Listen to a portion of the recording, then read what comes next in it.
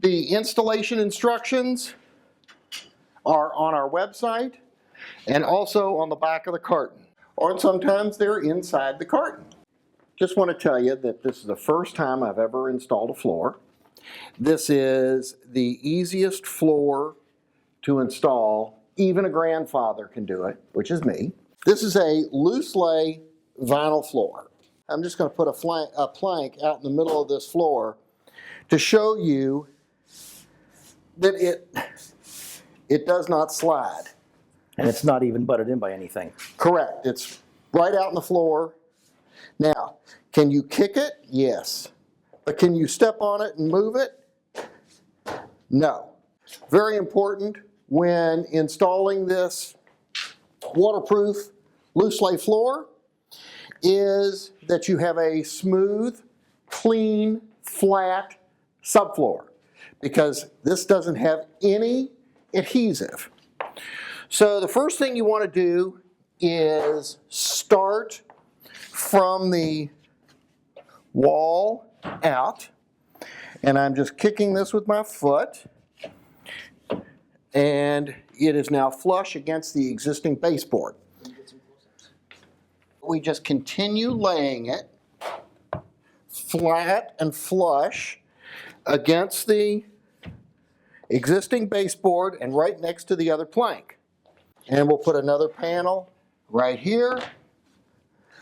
We'll butt it against the existing baseboard, and we'll come back and trim that out with another piece.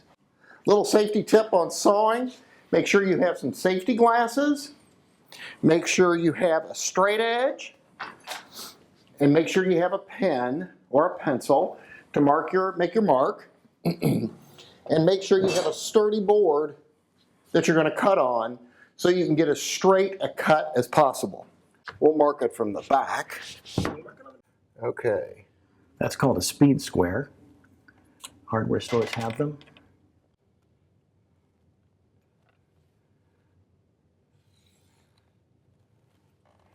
Okay. We've marked our cut. What we've got here is two little buckets with an inexpensive piece of board on top. We've got our line. Now we're just going to line this up, and we'll line it up against the board.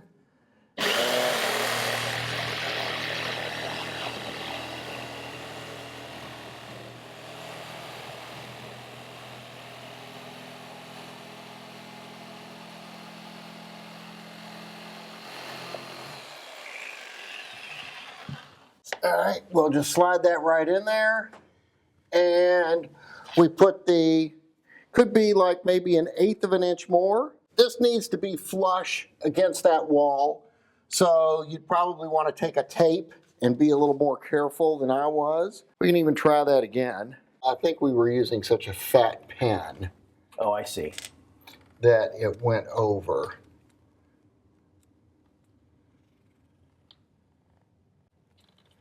Now let's just take that other piece and just make sure we're longer.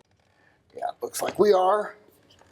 So we'll try this again, and we'll line it up on our little makeshift cutting thing. And we want to make sure that we're going to cut this straight.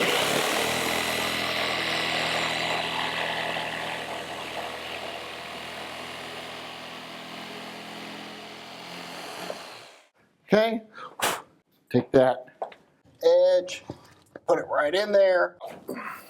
Okay. Then you just come back and you start again. Using the cut piece to start. Yeah, we'll use this cut piece to tap that in. No, it ain't gonna work. Because we cut both sides. Yeah. So what's important is that we have a factory edge meet a factory edge. Because we've double cut this piece, we don't have that. Right. But what we can see is that would create a natural stagger, and that's why a lot of people do that. Right. Okay. Then we'll get another panel, and it just goes down again, flush against the, tap that in, and you'll notice, again, it doesn't slide once it's down. The backing is not smooth. It has these little, like waffles in it that when you lay it down, it causes some friction with the floor and it doesn't move. I'll put this in and we'll have to make another cut here. And then what we'll do, very lightly. Cut into the wall. Whoop, this doesn't move. And then you just come back for another row, and then we'll put this board down.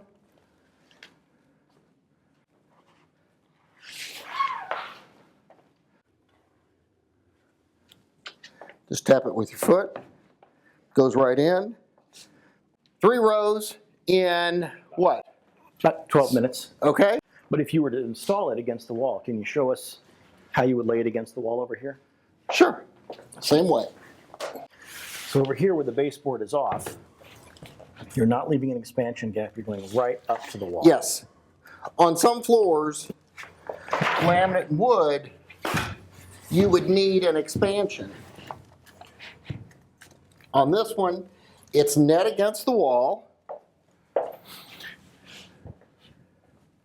Then you come back and put your baseboard right on top, and you've got an installation. Let's say we want to remove this plank right in the middle. All you have to do is take your knife, find the seam, pull it up. You still have your net fit. Either replace the panel, wipe it off, maybe it gets wet, and then just put it back down and make sure you're tight again. That's it. Why might you want to pick up a plank at some point in your life? You may want to pick up a plank if at some time a plank gets wet, you drop a knife on it, you, in some way, might be some damage to it. Or if the pattern doubles and you didn't catch it. Or if you want to change the pattern, yeah. If you didn't lay it right and you want to pick it up, then you just pick it up and put down a new one.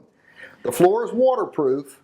The subfloor is not waterproof, but the floor is 100% waterproof. So if your cat pees on it and it gets through, you can pick up the panel, wipe it off, make sure your subfloor is dry, and put it right back down.